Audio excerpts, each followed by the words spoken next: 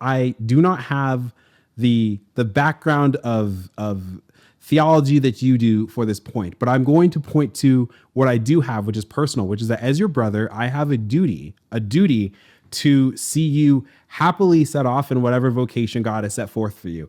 And if that vocation be natural in marriage, then I can't help you if you don't help yourself.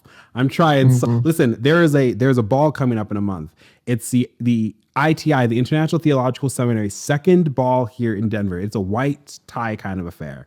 And there's waltzing and quadrilles and all this other fancy white European stuff that you could have an absolute blast at if you'll let me be your wingman. Yeah, well, I think again goes to my position, which is I don't think dancing is intrinsically immoral or anything like that.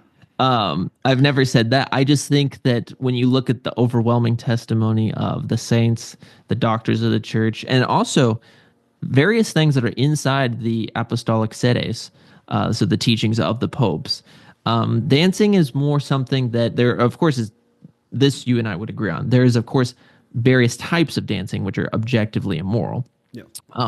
But there is also, I would say dancing is something that's more tolerated in traditional Catholicism as opposed to promoted. Until recently, where it's like the trad thing is to go back and do some type of like square dancing and pretend that we're in the 1930s, and it's like, well, square dancing to the 30s. That's what you picked.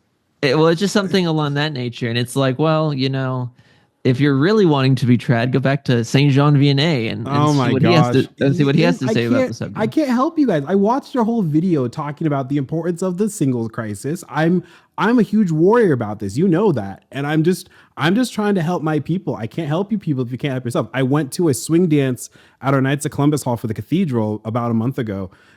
And I could have helped you, Nick, but I don't know why you refuse it. I don't know. Well, I just like to think at the end of time, at least my conscience will be clear. Oh, there it is. At least my conscience will be clear. It is a way, I think, a difference between our personalities, because it's like, for me, this is the issue. I've just read too much. I guess, in the sense of just moral theology. Like, again, maybe one could argue, well, these are written by guys who are all celibate and I was gonna say, they don't really like have. I mean, listen, it's one thing if it's a scandalous dance in the French Revolution here, but like something in the backwoods of Appalachia, 1920s. Well, it could be scandalous, I suppose, especially Appalachia in the 1920s. But you know what I'm saying? Mm-hmm. Like a Pride and Prejudice style dance, let's say. Oh, come on. Yeah, again, I think for married couples, it's fine. So, like as an example, you've been to dances? Of course, you were a public school kid like me, weren't you? Or were you homeschooled? No, I was homeschooled. I was homeschooled till okay, 8th so grade. This was terminal at birth. No, not at all. I went to a lot. We were evangelical charismatics. They danced in church. Sure. So it's like, and so I went to dozens and dozens of weddings. Although I would say outside of maybe a few of them, all of them were just horrible club music and things like that. Which I have horror stories from public school, dude. Like, I became a proper Christian, I'd say, sophomore year of high school when I realized, to make it horror, obviously, why would grinding be allowed at a dance with children? But that did ruin my junior prom date, because I probably should have told her prior that I'm not really into that. I'm trying to be a little more close to the Lord. Yeah, I don't think I'd be good in that, because I would honestly be. She would think I would like turn into some 18. But like, even like, okay, but here's the question: like the diocesan swing dances that happen, they're very well attended up here in Denver. Obviously off for Lent, but once a month, and I think it's a great way for Catholic men and Catholic women to come together without writing to their parents for permission. So you would never attend something like that. I couldn't convince you to wingman that. No, probably not. No, I wouldn't attend. Mostly because here's the thing: it's like, for instance, priests are forbidden from going, and priests are also forbidden from promoting it. So if you ever have a priest who like says it from the pulpit, then you have to go talk with them, be like, well, it's always a quiet little snippet on the very back of the bulletin that maybe some layman put in. See, that's where the Dominican like heretic hunter in me comes out, where I'm just like, hey, Father, who was this? We can't promote this. So you would only go to a dance with your wife, is what you're saying? And even then, you would only occasionally touch hands and move in like a circle from time to time. Well, if it was my wife, of course we can touch hands. But in the sense of like just like a bunch of singles going out and participating in dancing, I think that's too especially nowadays. I think that people have to be very, very cautious. And the main reason is just because, again, when you study Catholic moral theology, and again, I could get really niche here, but essentially there's various types of touch, right? Mm-hmm. And of course, there's intention involved. But this is why a lot of the scholastics do ask the question. They're like, is there sin in men and women who are unmarried holding hands?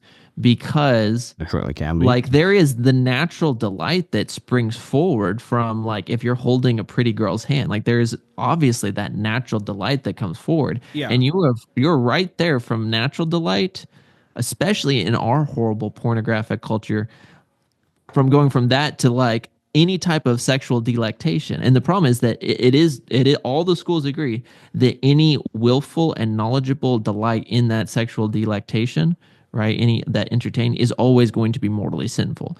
So the way it's like you could look at it is like, by your actions, especially using the virtue of prudence in our culture, is it prudent for me to engage in actions that are like already kind of questionable, could lead to something, as opposed to in the context of it's me and my wife, we have that covenant, that is good. And if this is like a wedding ceremony, like all the married couples getting out and dancing, that can be fine, of course, as long as the dancing itself is publicly chaste and not scandalous. Okay, so I want to walk through the practicals here.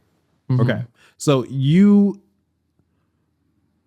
let's back up because it's very good. Okay, so when you think about because you desire marriage, and you're probably very good at it. So the question is, what does a courting or a dating life look like for you?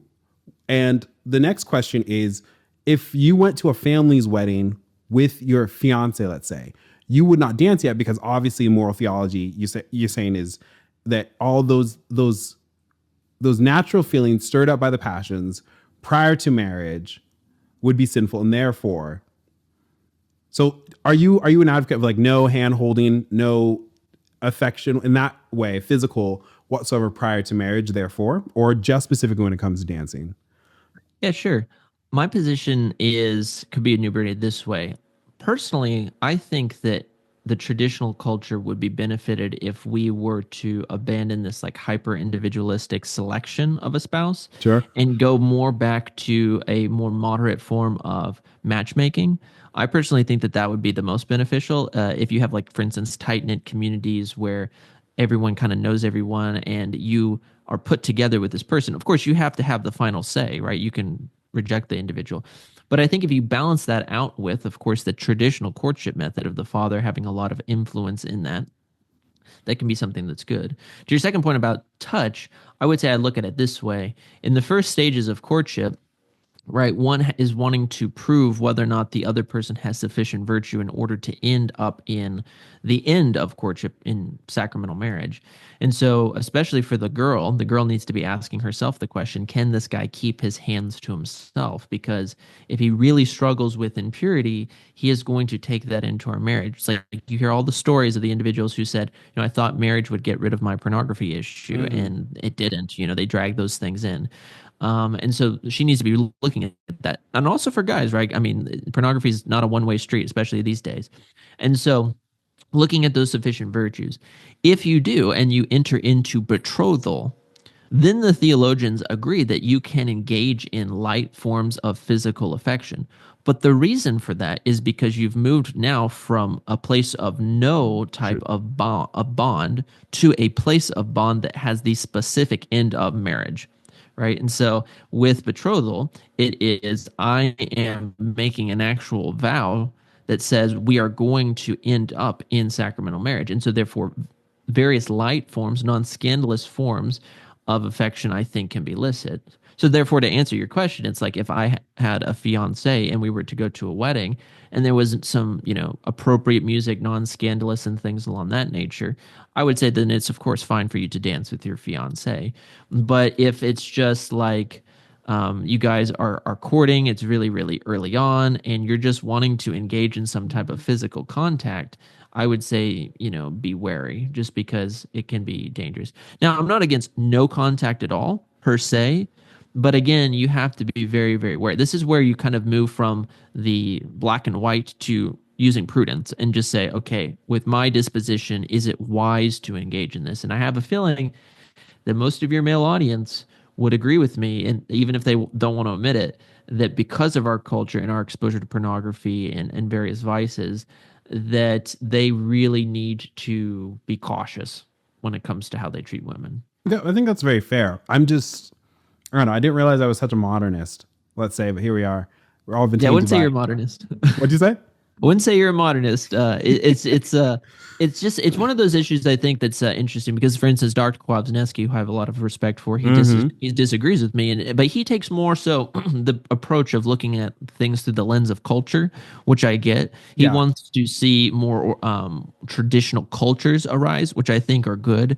Yeah. Although I think that some of the conversations behind what is culture, that is maybe some places where like he and I could really get into some interesting conversations, like what is culture, etc.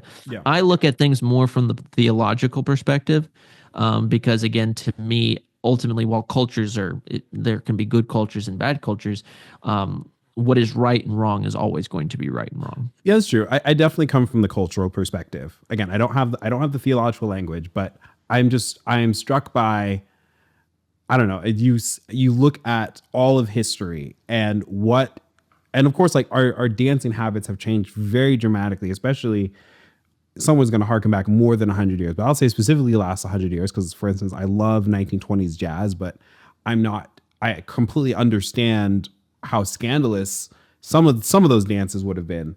Charleston, not so much, but maybe it would have been. I have a joke that I probably would have heard a couple of homilies in the 1920s and maybe still listened to a little bit of Louis Armstrong. So I do have that culture perspective, but again, it is vested in a serious love because now that I'm back, baby, I have a vested interest to see my Catholic friends as happy and married away as possible. And if I can't drag them to a dance, I'm out of another tool. I gotta reposition, figure it out.